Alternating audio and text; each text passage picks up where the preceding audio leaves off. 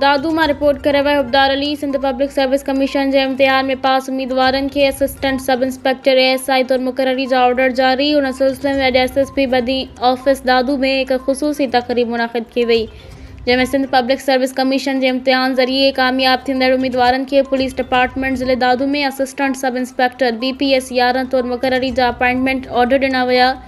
SSP दादू captain retired अमीर सऊद मक्सी कामयाब उम्मीदवारनि खे पंहिंजे हथनि सां मुक़ररी नामा ॾिना ऐं खैन सिंध पुलिस में भली कार कंदे संदनि लाइ वधीक नेक तमन्नाउनि जो इज़हार कयो। उन मौक़े ते तक़रीब में PS Sajid Hussain Memon, head clerk Qasim Jamali, incharge DIB Abdulsattar Mirani ऐं ॿिया ऑफिसर पिणु मौजूदु हुआ। SSP दादू समेत सीनियर पुलिस ऑफिसरनि नवनि भर्ती थियल ऑफिसरनि खे मुबारकूं ॾींदे खैन फ़र्ज़नि जी अदायगी लाइ हौसला अफ़ज़ाई कई, जॾहिं त नए मुक़ररु थियल उम्मीदवारनि बि पंहिंजे ख़्यालनि जो इज़हार करे चयो त सिंध पुलिस जो हिसो बणिजणु असां लाइ फ़ख़्र जी ॻाल्हि आहे।